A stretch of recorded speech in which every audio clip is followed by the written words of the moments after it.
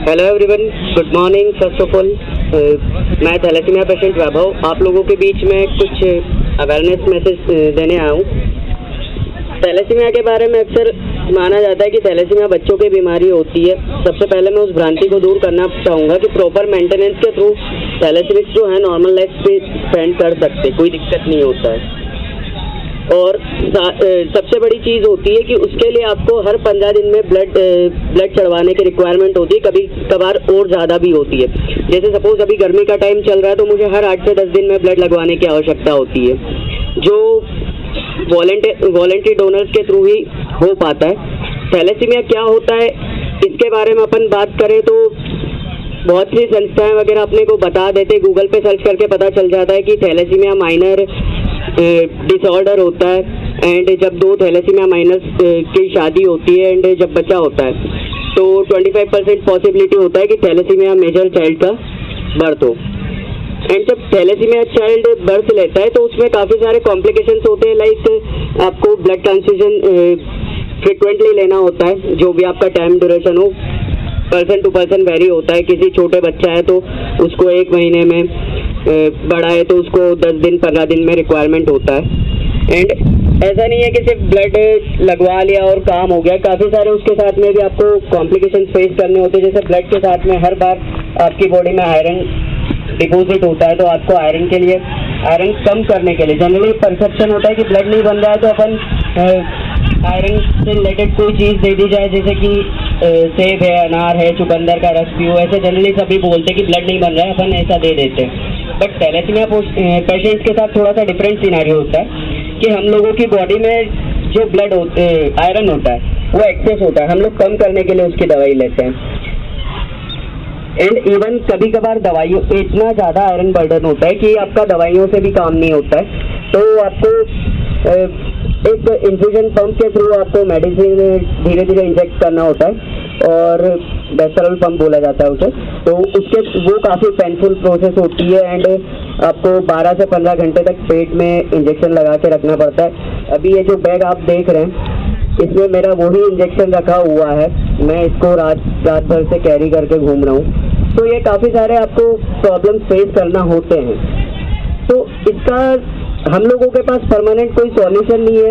आपके पास में ये नहीं बोल सकते कि एक परमानेंट क्योर है। वैसे BMT बोला जाता है, बोन मैरो ट्रांसप्लांटेशन, जिसको हमारी टीम देखती है, जिसके डोनेशंस को इंडो सोशल वेलफेयर। बट वो भी सबके लिए पॉसिबल नहीं है, क्योंकि बोन मैरो ट्रांसप्लांटेशन के लिए सबसे इम्पॉर्टेंट चीज़ होती है कि आपको एक परफेक्ट मैच डोनर होना चाहिए, जो कि सिर्फ और सिर्फ 10% भी नहीं, मैं तो बोलूँगा 5-7% पीपल को ही मिल पाता है। और उसमें भी फिर अगर इनकेस आपको मिल भी गया परफेक्ट मैच, तो भी आप ये नहीं बोल सकते कि आपका क्योर हो सकता है। क्यों? क्योंकि उसमें भी 3 पॉसिबिलिटीज़ हैं। या तो आप ठीक हो सकते हैं, या तो वो इतना रिस्की होता है कि आप आपकी लाइफ भी खो सकते हैं, इवन जहाँ हैं वहाँ भी आप नहीं रहेंगे। एंड थर्ड पॉसिबिलिटी ये है कि इतना सारा खर्च करने के बाद, इतना रिस्क लेने के बाद वो काफ़ी कॉस्टली भी होता है बोन मैरो ट्रांसप्लांटेशन। तो इतना खर्च करने के बाद में, इतना रिस्क लेने के बाद में कभी कभार ये भी हो जाता है कि ट्रांसप्लांटेशन फेल हो जाता है, तो उसमें आपकी या तो डेथ भी हो सकती है या तो आप जहाँ हैं वहीं भी रह सकते हैं। तो इसलिए बोला जाता है कि थैलेसीमिया के लिए कोई परमानेंट क्योर है नहीं। इससे बचने का एक ही तरीका है कि हम लोग तो ठीक है मेंटेन करके चल रहे हैं, बट आप लोगों के लिए इम्पोर्टेंट है कि आप लोग ज़्यादा से ज़्यादा लोगों को इसके बारे में बताएं, खुद भी अवेयर हों और थैलेसीमिया को रोकने के लिए काम किया जाए। अब बात आती है थैलेसीमिया रोकने की, तो थैलेसीमिया 2 टाइप का होता है, thalassemia minor and thalassemia major. Thalassemia minor की बात करें तो हमारे इंडिया में 3 to 5% लोग ऐसे हैं जिनको थैलेसीमिया माइनर है। उनको शायद लाइफ टाइम पता भी नहीं चलता है कि उनको थैलेसीमिया माइनर है। सभी के मानना है कि अमिताभ बच्चन जी को भी थैलेसीमिया माइनर है, शायद आप में से किसी को पता हो या न हो। वो भी नॉर्मल लाइफ स्पेंड कर रहे थे, किसी एक्सीडेंट के थ्रू उनको पता चला कि उनको प्रॉब्लम है। थैलेसीमिया माइनर्स जो होते हैं वो काफ़ी नॉर्मल होते हैं, मेरे पेरेंट्स को नहीं पता था, बट वो भी थैलेसीमिया माइनर्स हैं, तभी मुझ में मेजर आए। क्यों? क्योंकि जब 2 थैलेसीमिया माइनर्स शादी करते हैं और जो बच्चा होता है उसमें पॉसिबिलिटी होती है 25% थैलेसीमिया मेजर होने की। सो मेरे पेरेंट्स को बताने वाला कोई नहीं था। आप लोगों को गाइड करने के लिए हम लोग हैं यहाँ पे। और थैलेसीमिया की टेस्ट होती है HbA2 या HB इलेक्ट्रोफोरेसिस उसे बोला जाता है। हम लोग 21 मई को एक कैंप कर रहे हैं रेसिडेंसी गार्डन नेहरू स्टेडियम के पास में। वहाँ पे हम लोगों ने नॉमिनल चार्जेस पे ये टेस्ट रखी है, जिससे आप लोगों को पता चल सकता है कि आपका थैलेसीमिया स्टेटस क्या है एंड आप लोग अपने आने वाले फ्यूचर को इस बीमारी से सेव कर सकते हैं। थैलेसीमिया माइनर जो है, थैलेसीमिया माइनर होना कोई बीमारी नहीं है या कोई प्रॉब्लम नहीं है या ऐसा कुछ छुपाने वाली इसमें कोई बात नहीं है। थैलेसीमिया माइनर बिल्कुल नॉर्मल होते हैं। मेरे मदर को भी थैलेसीमिया माइनर है, तभी मुझ में आया है। बट मेरे पेरेंट्स हैं बिल्कुल नॉर्मल है। इवन मेरे फादर ने ब्लड तक डोनेट किया है, कोई प्रॉब्लम नहीं होता है। सो आप में से भी बहुत से लोग हो सकते हैं, 3 से 5% लोग बोल रहा हूँ मैं इंडिया में। और अगर डेटा देखें तो 4 करोड़ के करीब हमारे इंडिया में थैलेसीमिया माइनर्स हैं, किसी को पता ही नहीं है। वो नॉर्मल लाइफ स्पेंड कर देते हैं क्योंकि उनको कभी कोई प्रॉब्लम नहीं आता है। एंड फॉर्चुनेटली अगर उनका पार्टनर थैलेसीमिया माइनर नहीं है तो कोई प्रॉब्लम नहीं है, वो बिल्कुल नॉर्मल लाइफ स्पेंड कर देते हैं, उन्हें पता भी नहीं चलता है। प्रॉब्लम सिर्फ तब होता है जब माता और पिता दोनों को थैलेसीमिया माइनर है, तभी 25% पॉसिबिलिटी होता है थैलेसीमिया मेजर का। तो हमको रोकने के लिए काम करना है, थैलेसीमिया फ्री इंडिया करना है। इसी इनिशिएटिव के लिए हम लोग आज आप लोगों के बीच में आए हैं।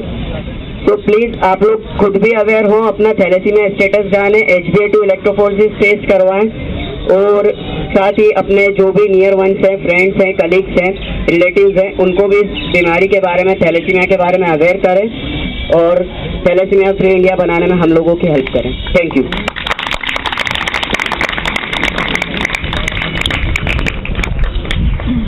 सभी भाइयों को जय हिंद। मैं सर का ही छात्र हूँ।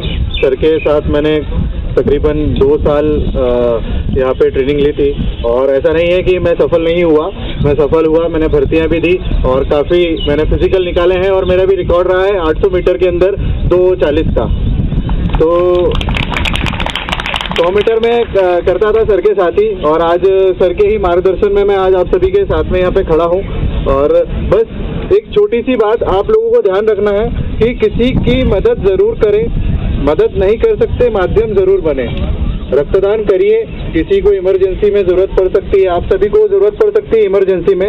हम लोग MYH हॉस्पिटल कोऑर्डिनेट करते हैं, वहाँ पे जो भी केसेस आते हैं हम लोग देखते हैं। अगर आप लोगों में से किसी को भी अगर आवश्यकता पड़ती है तो आप बिल्कुल सर से संपर्क कर सकते हैं, मेरा नंबर भी ले सकते हैं। बिल्कुल इमरजेंसी में हम आपकी पूरी मदद करेंगे। बस शर्त आप भी ज़रूरतमंद लोगों के लिए मदद करें।